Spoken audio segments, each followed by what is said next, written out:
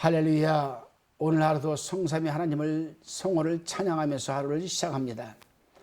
오늘은 시편 53편 1절로 6절의 말씀을 가지고 어리석은 자들이라는 주제로 우리가 묵상한 것을 나눠봅니다. 본 시편 53편은 5절의 말씀을 빼고는 제14편과 거의 같습니다. 본문 1절에서 제14편 1절과 같이 어리석은 자는 그 마음에 이르기를 하나님이 없다 하도다라는 말씀으로 시작을 합니다. 다윗이 이처럼 하나님이 없다고 말하는 사람은 어리석은 자라는 말을 두 번이나 한 것은 그만큼 중요한 진리이기 때문에 그렇게 말을 하고 있습니다. 무엇이 사람을 어리석게 만들까? 지혜가 없는 사람을 어리석다라고 할 것입니다. 그러나 그보다도 더 어리석은 사람은 자기가 알고 있는 지혜대로 행치 못하는 사람입니다. 예를 들자면 어떠한 행동이 위험한 일인 줄 번연히 알면서도 그런 행동을 한다면 그것은 분명 어리석은 일입니다. 한번 우리가 생각을 해봅시다. 여기에 눈썹이 있습니다. 눈썹이 있는데 이 눈썹에 뭐를 칠하다가 흔히 그 여성분들이 칠하는 거 있잖아요. 그걸 뭐라고 그럽니까? 그거 있습니다. 근데 칠하다가 색깔이 칠하고 보니까 검은색을 칠해야 되는데 이게 빨간색을 칠했습니다. 그걸 번역 알면서도 또 빨간색을 칠한다면 그건 어리석은 것이죠. 그렇습니다, 여러분. 우리가 한 번 사람을 실수를 하고 또 살아내면서 우리가 한 번 잘못한 것은 다시는 잘못을 범하면 안 되는 것 아니겠습니까? 그런데 그걸 또 태연하게 잊어버리고 또 그 잘못한 것을 또 해낸다라면 그 사람만큼 어리석은 사람이 어디 있겠습니까? 그렇습니다, 여러분. 하나님이 없다고 말한다 해서 하나님이 없어지지는 않죠. 저도 복음을 전하다 보면은 지금 세상이 어떤 세상인데 하나님이 어디 있습니까? 목사님은 하나님 봤습니까? 천국과 지옥도 가보셨습니까? 물어보는 사람들이 많아요. 그 사람들이 하나님 없다고 해서 우리 하나님이 없어지십니까? 하나님은 시공을 초월해서 상천하지 어디에도 존재하고 계시는 거 아니겠습니까? 하나님이 실제하신다는 사실은 우리 주위의 모든 것이 증명해내고 있고 역사가 증명해주고 있습니다. 예를 들어서 우리가 이런 생태계를 한번 봅시다. 상천하지를 한번 바라보세요. 해가 뜨면 지고 사철이 변하고 자연계가 질서정연하게 움직이고 있는 것은 다 그것들을 주관하시고 인도하시는 분이 계심을 입증한 것 아니겠습니까? 우리가 꽃이나 새들을 볼 때 아름다움을 느낍니다. 그런데 하나님도 똑같이 생긴 꽃이나 새들은 하나도 없습니다. 하나도. 하나님이 그렇게 창조하시지 않으셨죠. 우리가 이것들을 볼 때에 그 만물이 하나하나 만드신 분이 놀라운 솜씨에 감탄하지 않을 수가 있습니다. 여러분 생각해 보십시오. 똑같은 사람이 세상에 있습니까? 없어요. 없습니다. 무엇보다도 이 지문을 한번 생각해 보십시오. 지문. 1,000만 명, 1억 5천, 2억, 5억, 10억 수많은 사람이 있어도 지문이 똑같은 사람은 한 명도 없습니다. 뭘 의미하는 것이겠습니까, 여러분? 사람들도 마찬가지 아니에요. 비록 쌍둥이라 하더라도 일관성 쌍둥이라 일란성 쌍둥이라 할지라도 똑같은 부분은 없습니다. 바로 내가 좀 전에 말씀드렸잖아요. 지문. 하나님께서 다 각 사람을 다른 모양으로 만드셨다는 증거입니다. 이것이. 한 사람도 같게 만든 것이 없습니다. 만약에 똑같은 사람이 존재한다면 아마 세상은 엄청난 혼란이 일어나고 말 겁니다. 참으로 하나님이 아니시면 할 수가 없는 부분이죠. 이제 1절로 6절까지의 말씀을 나눠봅니다. 시인은 어리석은 자가 어떤 마음을 갖고 있으며 어떤 삶의 태도를 견지하느냐에 따라서 지금 말하고 있습니다. 실제로 그들은 하나님에 대해 모르고 있고 또 우리 하나님을 무시하면서 살아가고 지금도 그렇습니다. 하나님을 모르고 있거나 또 하나님을 알면서도 무시하면서 살아가는 사람들이 있어요. 믿는 자들에게까지도 그런 사람이 있습니다. 물론 구약시대의 이스라엘 백성들 주변에는 항상 제사장이나 레위인과 같은 종교 지도자들이 있었습니다. 그것은 정치와 종교의 중심이었던 예루살렘뿐만 아니라 그 외의 지방에도 마찬가지였습니다.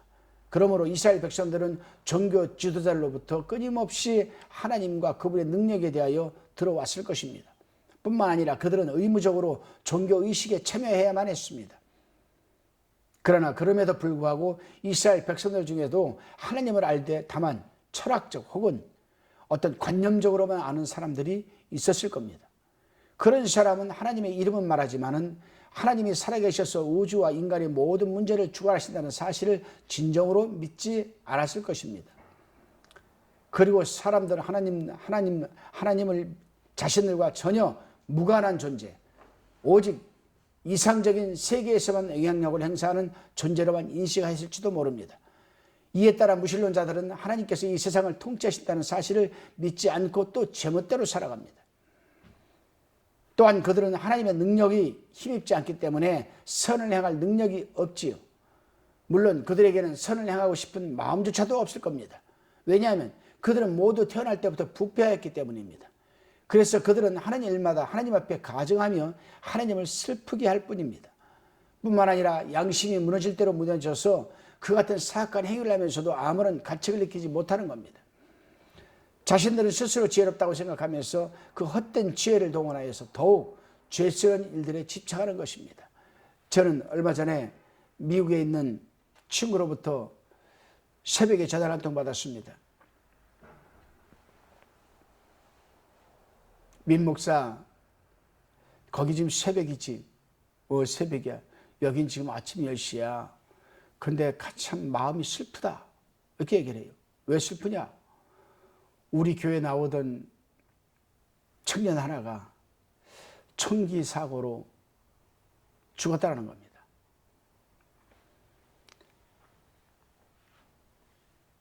젊음이 있고 미래가 청청한 청년이었는데 총기 난사를 거기에 희생양이 되었다는 겁니다.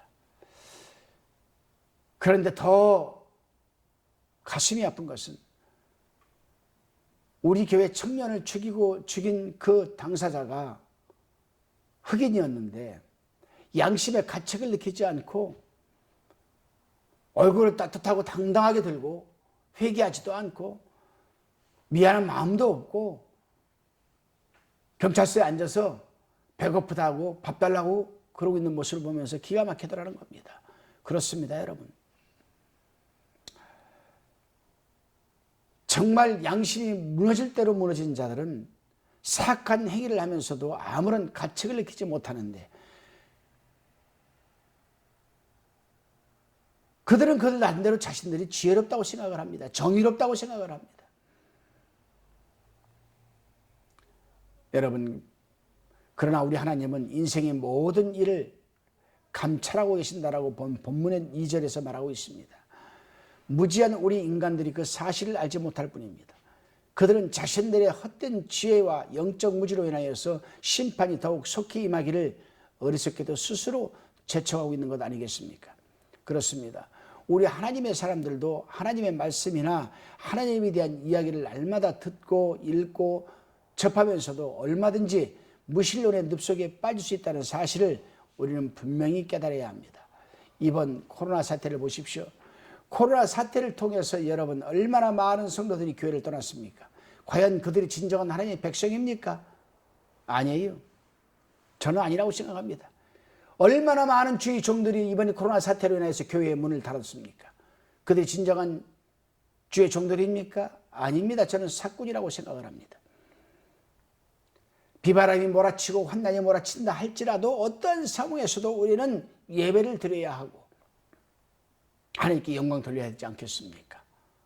기도드리시겠습니다. 주님, 제가 하나님을 믿고 섬기며 알아가는 데 있어서 혹 철학적이나 관념적으로만 알아가지 않도록 도와주시고 머리로만 믿어 지식으로만 채우는 그런 차가운 신앙이 되지 않게 도와주셨습니다. 마음으로 믿어 행함으로 열매를 맺는 말씀이 살아있는 뜨거운 신앙이 되게 하여 주시옵소서. 감사드리옵고 예수님의 이름으로 기도드리옵나이다.